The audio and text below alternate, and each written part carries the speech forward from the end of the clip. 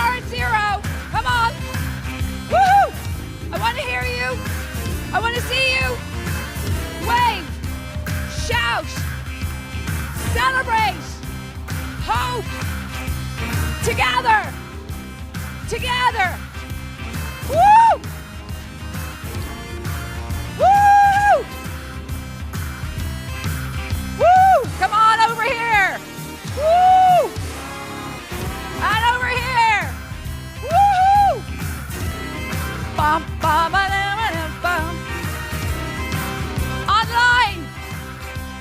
We're open for business. Woo! And down.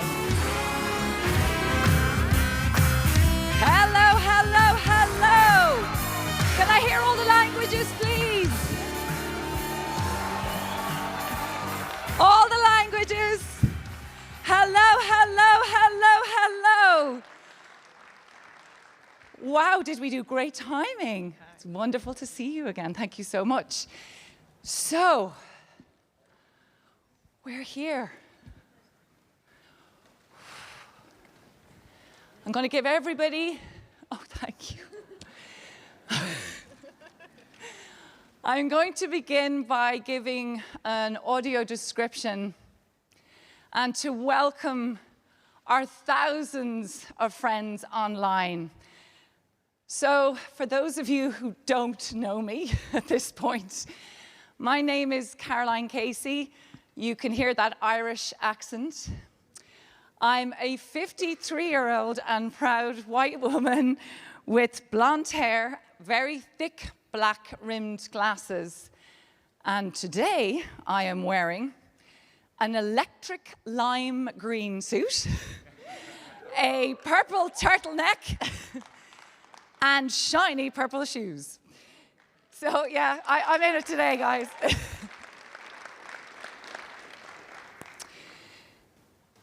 This is a very, very special Zero conference for me, which I'll explain in a few moments. But actually, aside from me, this is a very, very important Zero conference this year.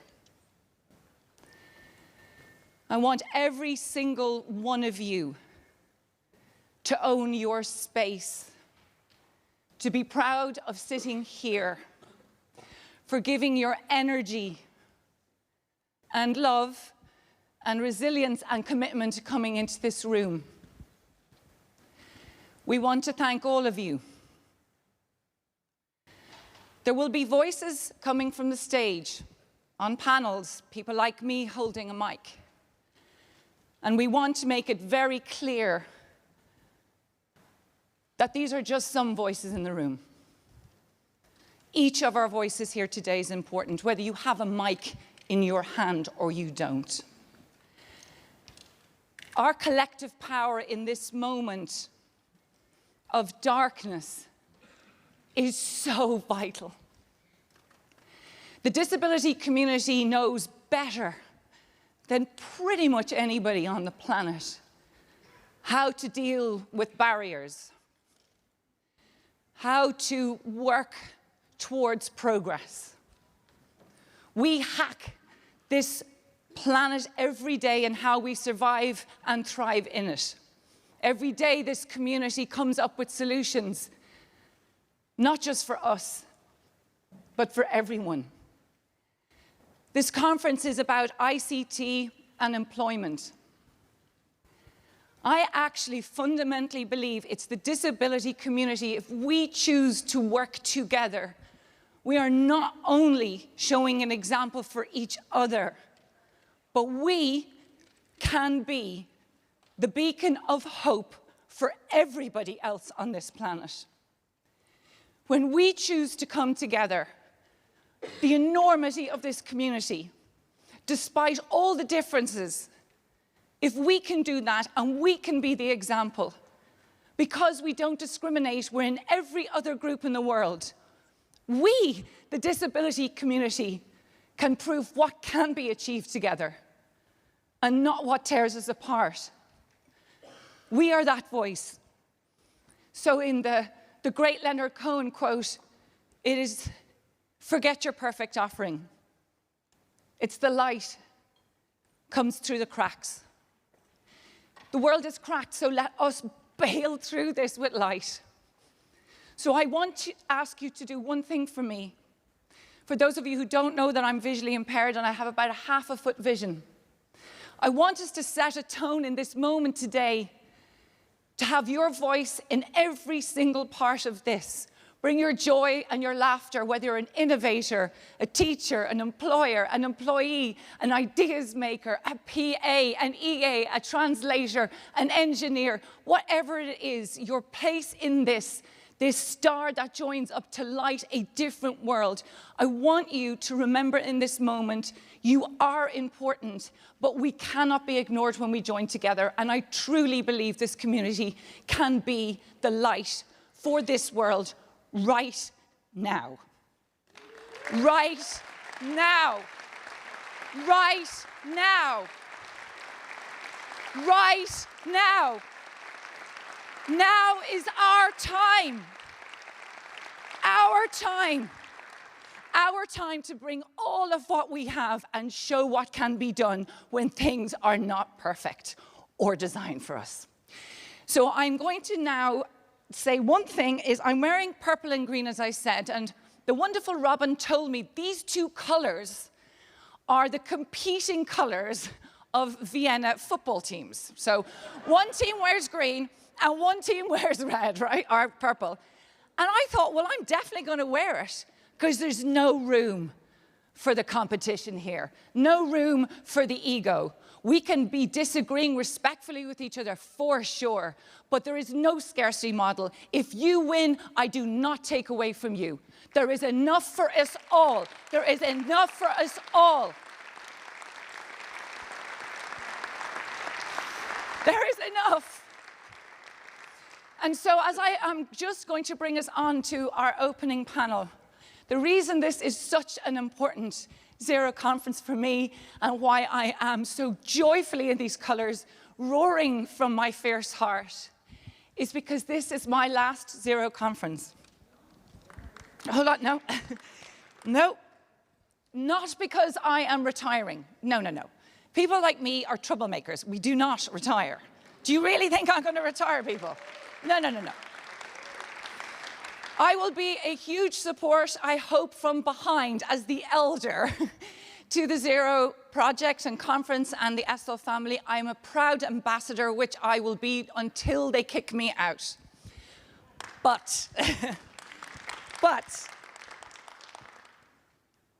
if you truly believe in the words that you say, that we need to make room for more and for everyone, I have held the honor and privilege of the moderator since its inception in 2012. I have been invited back again and again. The Zero Project family are my family, and I cannot thank each and every one of them enough for loving me and supporting me through the crazy journey of my life. This month, I'm 25 years a campaigner, an activist, and a troublemaker for disability, and I will not rest. I will not rest. It doesn't change. However, it's time to hand over my space with joy for other voices. People like me need to know when to go into a different role and dance differently. I need to take my ego out. I need to practice what I preach, and I need to share the space, and I do it absolutely joyfully. It is my choice. And so I am now going to introduce you to two of the new 3 moderators for the Zero Project. And can I just tell you, you have got a crew of fantastic human beings. So can I bring to the stage first off, and please give a round of applause to Emily Flores. Woo!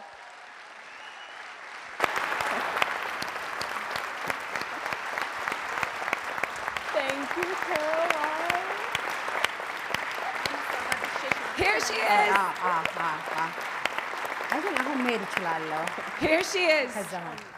Now, can I also ask that you give a massive round of applause to our second amazing queen, Yeti. Come on up.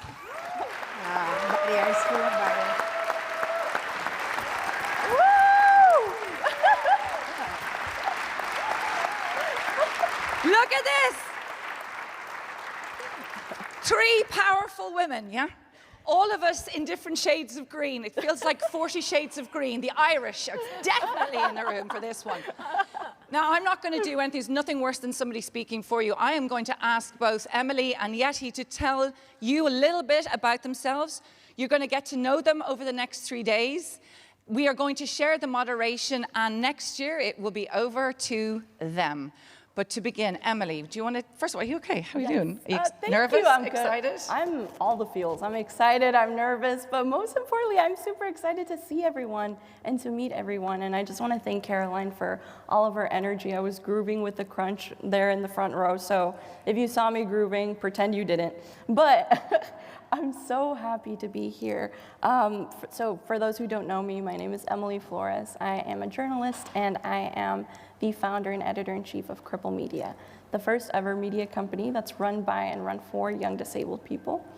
You know, in an industry where disabled voices are consistently sidelined, we're working to change that by creating space, amplifying disability culture, and challenging who gets to shape the stories that define us. Could you put it somewhere? And employment, for me personally, I have to hold this one? is very important to me. In my... As a disabled person, I've had to carve out many opportunities for myself and a world that isn't built for us in mind. That's why this year's Zero Conference 2025 themes of employment and ICT is so important. Because inclusion isn't just about access. It's about leadership, autonomy, and real opportunity. Thank you.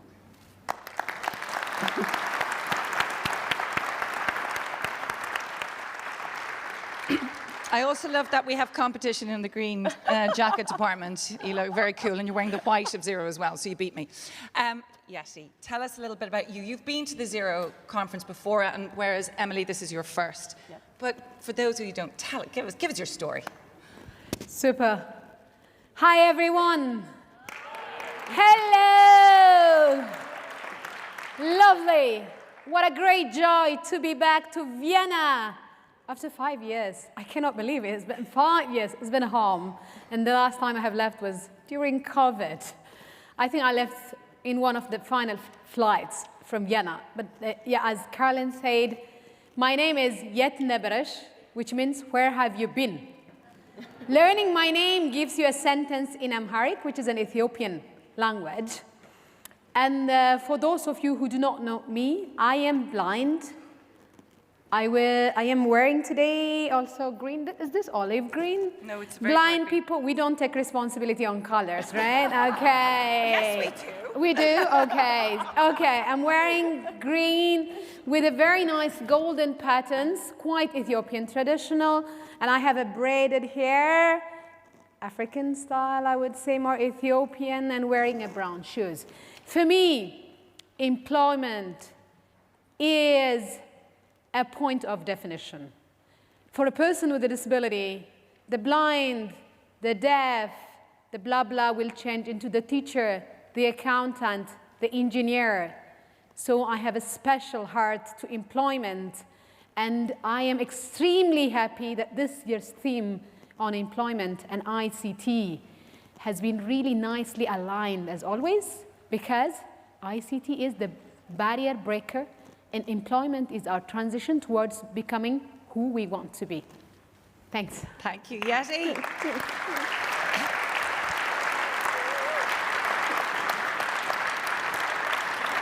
Just a tip, Yeti likes to be called Yeti because that means we're friends, right? We don't need to all say Yet Neberesh. Absolutely, okay. exactly. Okay. Yet Neberesh is going to be too long, so I'm giving you the short and the neat one. And what you didn't also catch is she's wearing pink rimmed glasses. It's all very cool up here. So we are just about now to transition into our very first panel. And as I ask Emily and Yeti to go on the stage, I'm just going to tee up what we are going to do to open. This year, Martin Essel, our founder, has stepped down his keynote speech. Like myself, we're making space, Martin, for a new, younger generation. And it is not just words. We physically are moving aside to make space. And it is essential that this conference today is opened by and with young voices with disability. The new generation, a generation who has a very different experience, who we need to learn from and be guided to. So our first panel will be moderated by the amazing Emily and Yeti, and we will have that be a conversation. But before we go into that, I want to leave you with one thing that I say at every Zero conference. Please, if you see somebody standing on their own, ask them, do they want to be on their own, or are they okay, and if they have a conversation. Remember, the best conversations happen in the most unusual places. I won't go into that. But I also want to say to you, the call I make today is if every one of us can approach these 3 days, the mightiness and the magic of many, with a compassionate, soft front for yourself and for others, but a strong and determined back, not to be moved from your ambition, but the joined wild heart of what we are here to do. So with love and with gratitude and with joy, I hand over to our fabulous Emily and Yetnebesh to start our first panel. So big round of applause. So you got that way? Yeah, let's go ahead. Okay.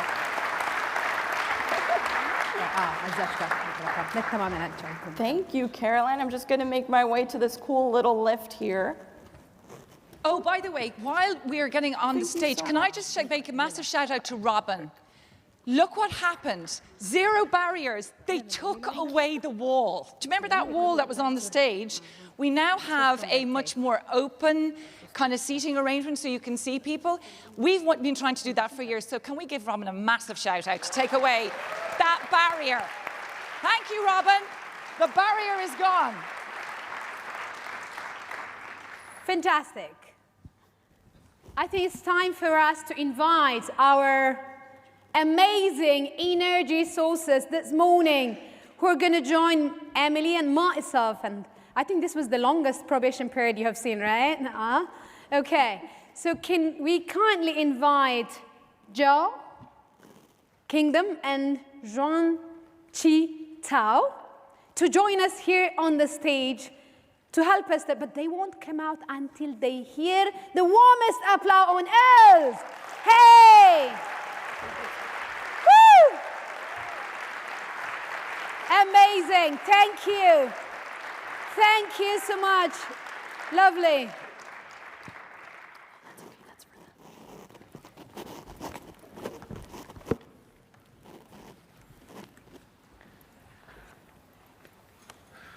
You can see how tough is it to feel Caroline's shoes, right?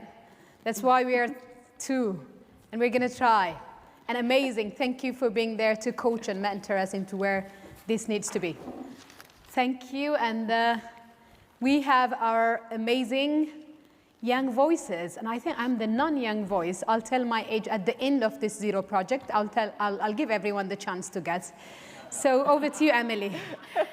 Thank you, Yeti. And thank you, Joe and Zhong, for joining us. I'm very particularly excited for this Young Voices segment. So we are here joined by Joe Kingdom, Administrative Assistant of Enable. And we are also joined by Zhong Zhitao, Chairman of the Changsha Vocational and Technical College Deaf Association and a college student in China. So, Joe, I would love to start with you. Your work as an administrative assistant at Enable. Yeah. Can you share how you got into this role? Well, I got into the role. Can we put on your mic? There is a big button in front of you. That way everybody listens to you. Both excellent. Okay, it's on now, I believe. Fantastic. So I first joined Enable back in 2020 before lockdown came into effect in the UK, and that was a very stressful time to say the least, and I got that role through breaking barriers, which is a university course for young disabled people run by Enable Scotland, which is the company I work for, and also Strathclyde University. And I got my job there because basically,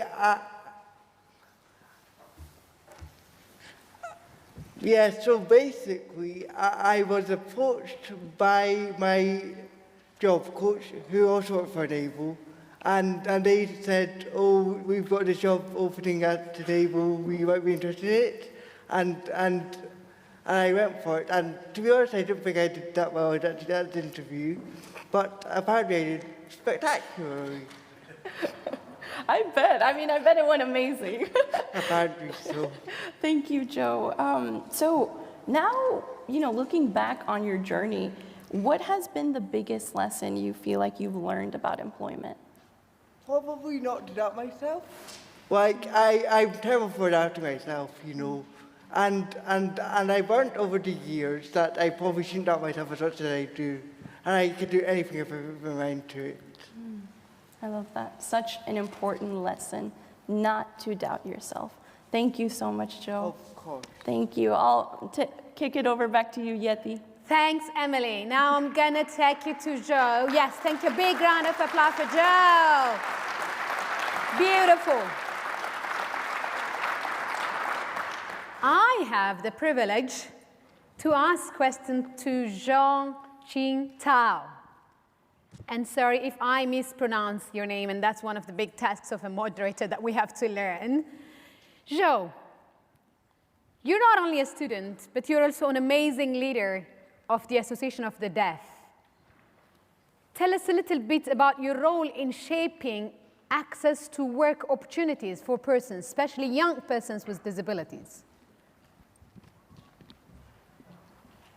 Hello everyone, I'm Zhong Zhitao from China. It's my great honor to get to know all of you.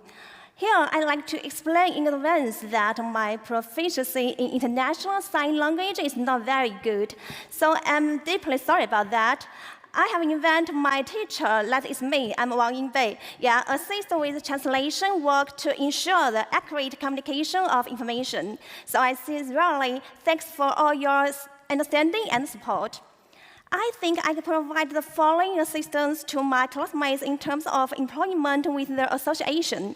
Firstly, I pass on my experience. I understand the expectations and concerns about future employment. I have had dealings with enterprises, social organizations, and government departments during my holiday jobs. I share this experience with my classmates, providing them with reference to help them clarify their own advantage and find suitable career directions. Secondly, I organize activities. I regularly carry out relevant employment ability activities for my classmates. These activities can exercise the classmates' teamwork ability, and they need to communicate with different people, which is very effective in improving their communication skills. Excellent. And, Super. okay. And we didn't finish? Yes. Yes, okay. Sorry.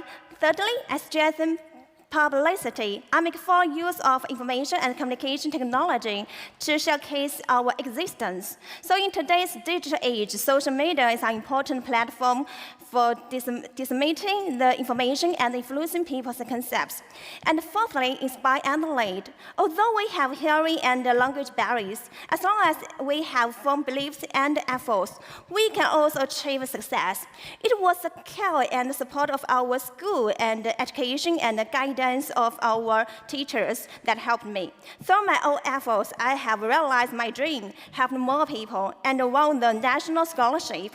Currently, I have been recruited by a unit to engage in work related to the disabled. I believe that my experience can inspire my classmates to pursue their dreams more bravely. Thank you. This is my first question. Thank you. Maybe in 1 minute, if you can tell us about the key challenge and solutions of access to work for young persons with disabilities, very briefly.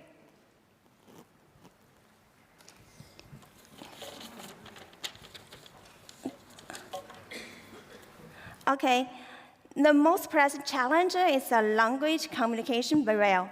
Many enterprises many use voice communication for recruitment channels, which make it difficult for us to accurately about key information, causing us to miss job opportunities, even though we have possessed professional abilities that are no less than those of able-bodied people. Most enterprises still have concerns about us. Moreover, there are countless job seekers with similar educational backgrounds, work experience, and skills. The intense competitive pressure makes it even more difficult for deaf people like us to find employment. In such an environment, due to the communication barrier, we are clear that at a disadvantage in the competition. However, our school has provided us with great help. The school has especially open job hunting counseling courses for deaf students. At the same time, it has increased publicity efforts to promote professional abilities and the unique advantage of our deaf college students to all sectors of society, so that the more enterprises can understand that we're not a disadvantaged group, but a group of talented people with unlimited potential and creativities. Excellent.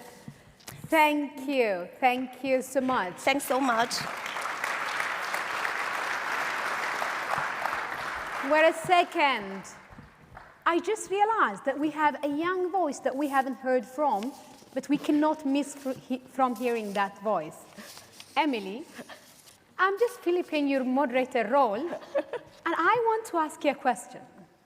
I know as a founder of the Gen Z Enlighten movement, which is a disability-run company, I think it will be fantastic if you can share with us how did you navigate into the access to work opportunities? And maybe you can combine it as to how your amazing fellow young disabled creatives have managed to change the perception about persons with disabilities using media as a tool. Yes, absolutely. Thank you, Yeti. And now I'm in the hot seat. I'm excited. So yeah, I mean, Generation Z is the most diverse, most digitally native generation yet. And so we've grown up with social media. We've grown up with instant access to information. And we've grown up with a culture of questioning outdated social norms. So that just means that we aren't looking for just representation. We're actually also looking for real systemic change. And so when it comes to employment, disabled Gen Zers still face many of the same barriers that previous generations have encountered. So low expectations of disabled people, inaccessible hiring processes, and industries that see us as a risk rather than an asset. And for me personally, the biggest challenge wasn't just about accessing work, but it was more so about accessing spaces where, disabled voices were valued beyond just being tokenized. And I saw how the media industry often, overlooks disabled people. Not because the talent isn't there, but because the structural infrastructure is not set up to support us. And so that's why I created Cripple Media, to build that space ourselves. And many young disabled creatives are essentially doing the same thing. They're turning to digital platforms, they're turning to self-employment, and they're turning to driving community-driven projects because traditional job markets still aren't built with us in mind. So. Fantastic. Thank you so much, everyone. And I would like to request you to give a big round of applause for our Gen Zs and the young voices. This was the Young Voices moment, bringing 4 continents together: Europe, Asia, North America, and Africa. So thank you, everyone, and we will hand it over now to Caroline Casey to take us into the next session of the segments, and give a big round of applause for these Gen Zs. We want them to be our leaders today. You are. Lovely. You are our leaders. That's why you're opening the conference. Absolutely. Thank you so much, Emily and Yetnebesh, and thank you so much for that really important opening, which is we stand by our word. We need to be informed, listen, and learn from the next generation. Now, as always, we are tight for time, so you're not going to get too much from me right now. But I have the absolute pleasure to welcome back Ms. Ghada Waly, who has been with us and support the Director General for the United Nations of Vienna. And can I say, the fact you come here every year to be with us is so important, that you open up your home in our house. Please, thank you for being here. A huge round of applause, and thank you for wearing green to Ghada Waly.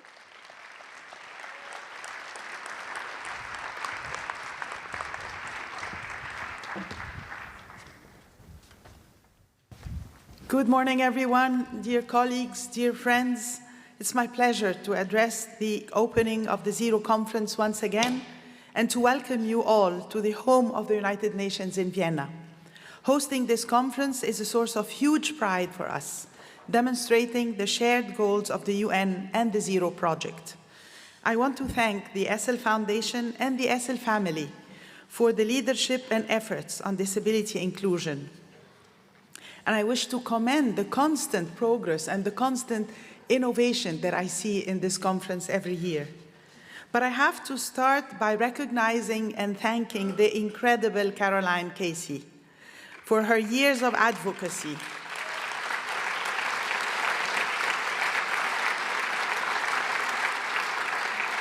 And for the electric energy she brought to the Zero Conference year after year, and tell her that we will never forget her. We want her to continue to be with us. I'm also very happy and to fondly welcome Emily and Yetni, and I want you to give them an even bigger round of applause than all the previous ones.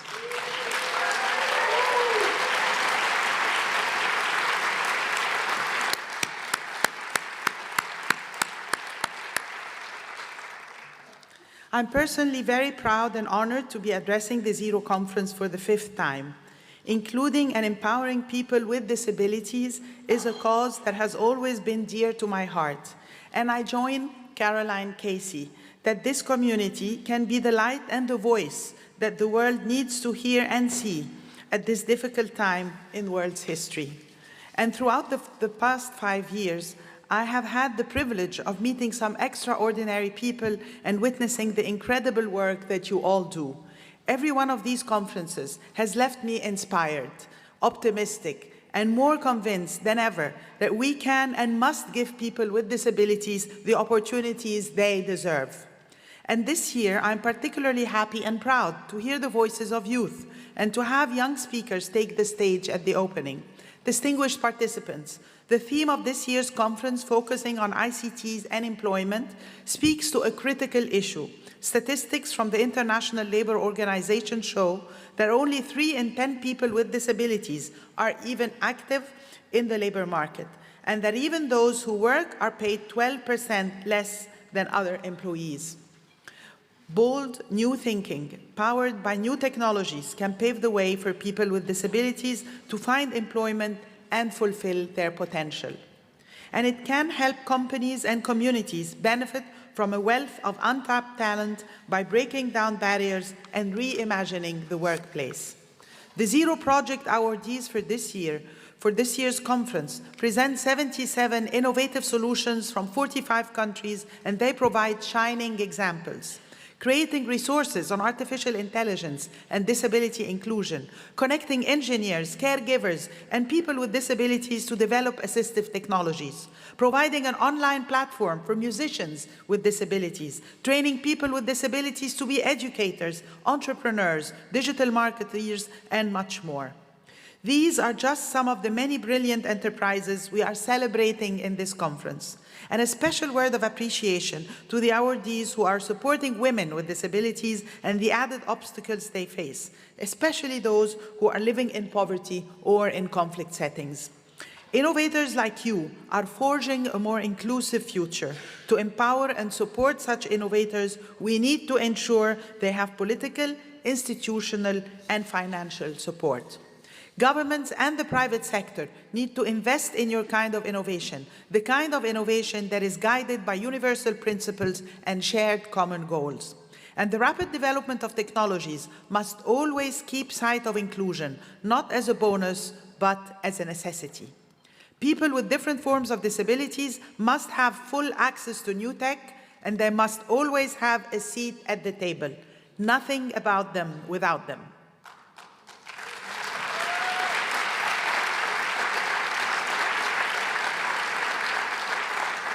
Your voices at this conference are crucial to call for greater action at an important time and to show that inclusion is possible, necessary, and it is good for everyone. Dear participants, the United Nations stands together with you as we seek the full inclusion of people with disabilities in every phase of life and in every aspect of our work. The UN's Disability Inclusion Strategy provides our organization with a roadmap for this aspiration and a framework to keep ourselves accountable. And here at the UN office at Vienna and at the UN Office on Drugs and Crime, which I also lead, we take the commitment to disability inclusion very seriously. Striving for more inclusion in our own workforce, we conducted tailored outreach activities for candidates with disabilities last year.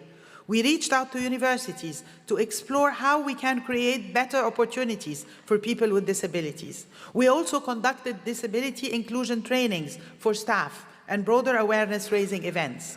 And I'm grateful for the support of our Disability Inclusion Network, a group of UN personnel based in Vienna, including colleagues living with disabilities, colleagues with family members who have disabilities, and others committed to disability inclusion.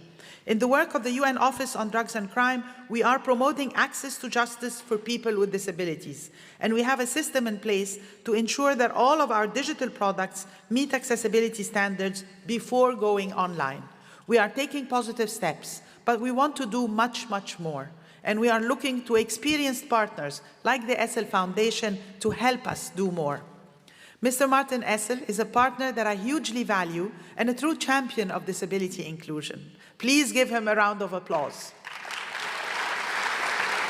Stand up.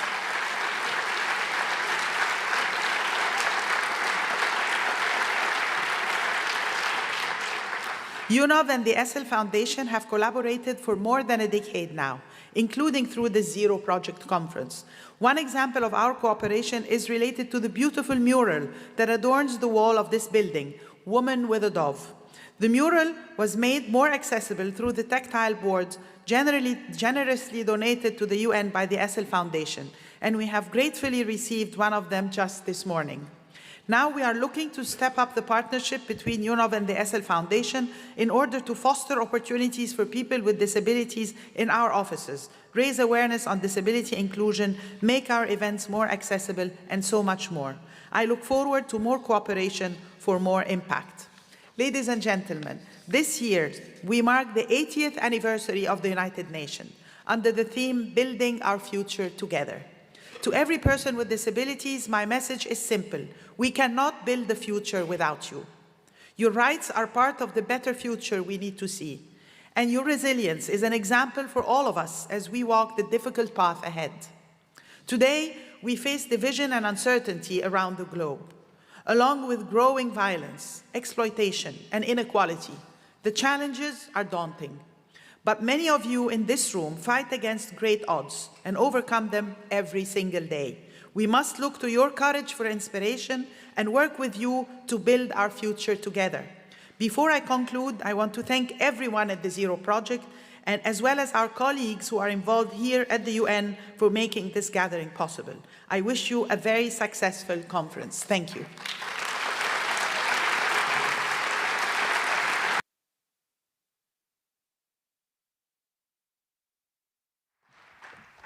Thank you. Okay, and what a great reminder. Without us, nothing. Without us, nothing at all. We have a very strong theme, as you hear, of the younger generation leading us through into this next stage of our evolution of inclusion and accessibility and equal rights and equity for people with disabilities.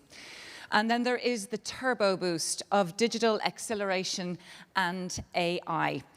Just to say to you, we have an AI testing booth just outside M1, just outside the building there, so we really encourage you to please go and visit. But there is no better way then to introduce AI than to bring to the stage our next keynote, who is Mike Buckley, who is the CEO of Be My Eyes. So a huge round of applause, please. Mike, you are so welcome. Hello, Zero Project. Thank you to Mr. Martin Essel and the Essel Foundation, to the Zero Project and Director General Waly for having me here. It's humbling, it's intimidating, and my heart is actually pounding, even though I've done this kind of thing several times. It feels quite special to be here, so thank you for having me. Yeah. Yesterday, more than 120,000 times in 155 countries, a person who's blind or low vision used Be My Eyes to interact with their world. Some navigated through airports, some assessed a work document, some got vivid descriptions of their grandchildren. That's Be My Eyes. We're about working with, not for, the blind and low vision community to develop products and services that enhance power and independence and employment and joy. Be My Eyes was started by a Danish furniture craftsman named Hans-Jürgen Weiberg, who was losing his eyesight, and Hans was pissed off. He had to call his family and friends all the time for help, and sometimes they weren't around, and so he wanted to fix that. And so he launched this beautiful application into the world where someone who's blind or low vision, through a smartphone, can make a one-way video call, a two-way audio call to another volunteer, another human being around the world, to act as their eyes. Simple, elegant, beautiful. And after a week, more than 10,000 people were on the platform. Because of Hans's frustration, he figured out how to merge technology and human kindness, and how to scale it. How scalable is it? Today we have over 800,000 blind and low vision users, an astonishing 8.5 million volunteers in 150 countries, speaking 185 languages, and those numbers are growing rapidly. Yeah.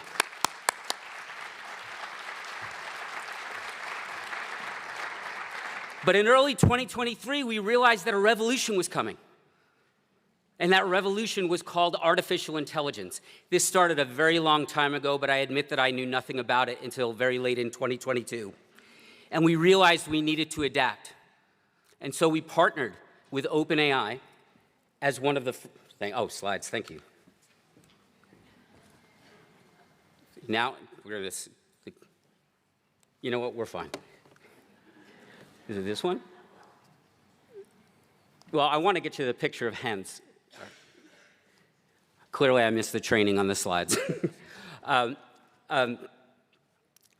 we partnered with OpenAI, and we were one of the first companies to launch on GPT-4. Not accessibility companies, any companies. And the thing I want to stress to you there is we brought 19,000 blind and low vision beta testers to that product before it was launched. The blind and low vision community shaped the most used artificial intelligence model in the world. They made it better for everyone. That's the power of accessibility.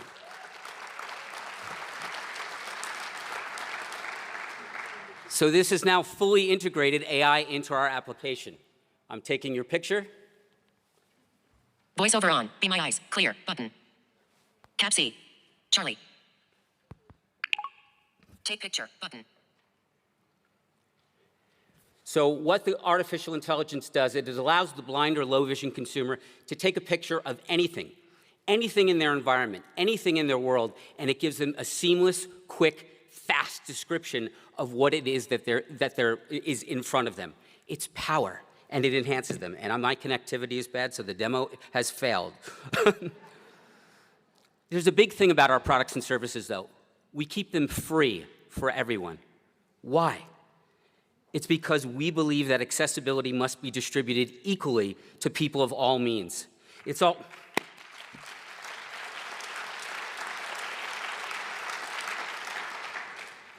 Yes, there's human rights, and there's the moral imperative of that accessibility cannot be just for the wealthy. So how do we pay our bills as an organization and as Be My Eyes? Well, we have a suite of enterprise software products that we offer to businesses. in both the customer service area and in workplace accessibility. And we charge for it, and we profit from it. And we take those profits and we reinvest them into the business to create more free products and services to serve more blind and low vision consumers around the globe. We think it is a moral imperative that profit and purpose can and must coexist together. Now, thank you. The quick way to explain this is with our example of Microsoft, who is our oldest customer, Jenny LeFlore. Oh my God, Jenny, I didn't say you were old. Sorry, I hope she doesn't fire us. She's speaking at 11, we'll talk later. Microsoft set up a disability answer desk, and calls from blind and low vision consumers were taking 20 minutes to resolve. When Microsoft implemented the Be My Eyes technology in their customer service center, those calls were resolved in 10 minutes, just because the customer service agent could see the consumer's problem. When Microsoft and Be My Eyes were the first companies in the world, literally in the world, to put artificial intelligence at the front end of those phone calls, allowing the blind or low vision consumer to answer their query with artificial intelligence, the calls were reduced to 4 minutes. Who cares? Why is Mike Buckley boring me with customer service center statistics? The reason is an 80% reduction in these call handling times and an increase in customer satisfaction isn't just good for accessibility and the consumer, it's good for business. And we now provide similar services to Google, Hilton, and Spotify, and dozens of other companies because it works. Now, I don't raise these stats or these company logos to brag. If I've learned anything in this job, it's humility. And God knows I fail at something every day, every single day, whether it's the lack of distributing our product to more people or just screwing something up on the product side. But I do know one thing. Governments and businesses act in their own self-interest, and they act based on dollars as much as human rights. And so I would implore all of us, concentrate on your data, concentrate on your metrics, and spend as much time developing and explaining your value to a government and your value to your business, as well as your value to society. It's the only way we continue to tackle this problem globally. The other reason, thank you. The other reason we focus on these metrics and these big brands is because they introduce us to other companies. I've just put on my Ray-Ban Meta glasses. We now have a partnership with Ray-Ban Meta and became the first accessibility company to be natively integrated into their glasses. Who cares? Okay, we'll go. This allows the blind or low vision consumer to interpret their world, to call a Be My Eyes volunteer in a hands-free manner. What does that mean? It means power. It means I can access information in the workplace without having to hold something up, so I can work on my desktop or work on the assembly line or work in any way. Hands-free is power. And we all need to think about the wearable revolution. So Be My Eyes has taken this now, and taken this wearable, and the whole concept of wearables and artificial intelligence, and we are going to attack the workplace. And I use the word attack deliberately. Workplace accessibility is not where it needs to be. There are too many barriers for too many people of all different types of disabilities that are an employment problem. 70% of blind and low vision consumers are unemployed or underemployed, and that is unacceptable. These are some of the most resilient, intelligent, thoughtful human beings in the world. So we started a hackathon project where we built a Be My Eyes version for desktop on Windows. And it now gets 2,500 downloads a week because people are using it in their work environments. So very soon, we're going to be launching Be My Eyes for Work that will function as a layer of software above all other layers in the organization that makes the organizational tools that exist more usable. If you're interested and you want to talk about this, let's talk. Let's go change this together. Mike@BeMyEyes.com. I answer every email. I've done this before, and I've gotten as many as 700. Let's see if we can top that. What started 10 years ago as a personal project for a Danish furniture craftsman is now set, I think, to change the world, hopefully forever. So beyond Be My Eyes, I've got 3 messages I'd ask you to take away. First, congratulations. Because if you're here, it means you can change the world. And it means smart people are taking notice of your work. So thank you for your innovation, your passion, and your commitment.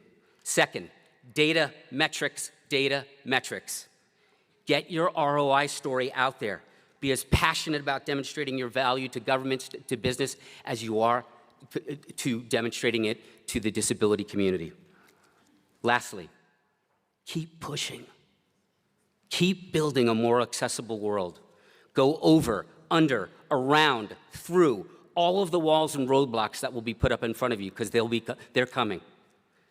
Because if we want a more accessible world, all of you, the people in this room, all of the people you inspire, all of the people you hire will be the ones to build it together. Thank you so much for having me. Have a great conference. Now let's go do this. Thank you.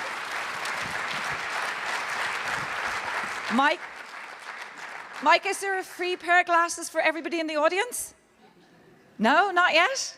Are you going to work on that, yeah? Okay. A huge round of applause. This is progress and innovation with passion and purpose. Thank you, Mike. Okay, so my boss, Robin, is going, you're running behind time. So we're going to we'll zip this one up. Yeti and Emily, will you join me here on the stage as we're just coming into the final section before our keynote from Jenny Leigh-Fleury. So we want to let you know that there is an easy language channel for day one in your headphones, which is essentially having a much more accessible and easier way to describe what is going on here in the day. We also want to acknowledge, let's be honest, English is not everybody's first language. So along with the most important act of inclusion, we all communicate in different ways. And I just want to say thank you to everybody who's presenting in English if it is not their first language. Thank you for that, because seriously.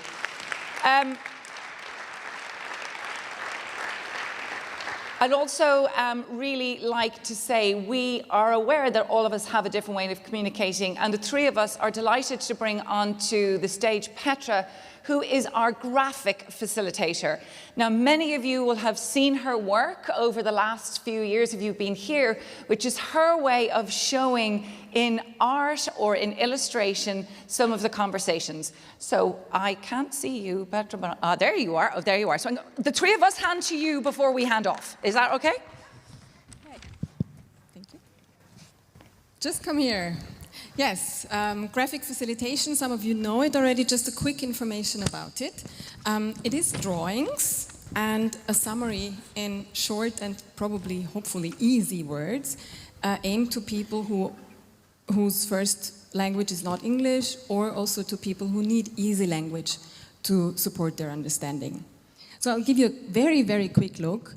Everybody can come later, take pictures. I can also describe the pictures to you if you're visually impaired. I'll just give you a very quick summary. We had the big opening of the Zero Project this year, and the first thing was passing off the baton. So the moderators, in this case our beloved Caroline Casey, will hand over moderation to 3 young voices and 3 young moderators who are now here in the front of the room. So we have Caroline handing over the baton to Yeti, Emily, and Andreas, who is currently not here, but he will be. Yeah, and then the main focus was that the space is being opened to the next generation. We also heard that Martin opened the stage for the young generation, for young voices. So we had 3 very strong young people, including Emily, on stage. And just a few things we heard. From Joy, we heard an important message for employment is do not doubt yourself. And from Zhong, it was incredibly fast. Thank you for your sign language with your interpreter. And this is exactly one of the messages you're giving you. Language barriers are the biggest problem for employment, but it is important to teach and to learn about employment opportunities, especially for the deaf and hard and hearing people, or young people in our case. And then we heard Gen Z is very diverse, so I drew different pictures, different symbols, and they're the first generation, or almost the first generation, who are like really digital natives. So I drew a person who's standing inside a monitor. And the problem was that, yes, it's a diverse community, but they don't see the people with disabilities. So I drew a wall where somebody's looking at the wall, and Emily is trying to foster young people and support young people with disabilities to be seen and to be noticed. Yeah, and other than that, I'm sorry, we're really running out of time. Thank you to the Director General of the United Nations and also to Mike Buckley for their speeches. And if you want to hear more about it, just feel free to come and see me in the front. Thank you. Thank you, Petra. Thank you, thank you. Okay, ladies. Oops. Done? We can go. All right, we're going to go into the centre. So first of all, I'm a quick check-in. How did you find your first opening ceremony, Yeti and Emily? Absolutely beautiful. I mean, I am still kind of recovering from the beautiful graphics. Like, that is so high quality. Thank you again, Petra. That was beautiful. The opening ceremony has been magical, transformative, everything. Thank you all. Yeti? Wow, exciting.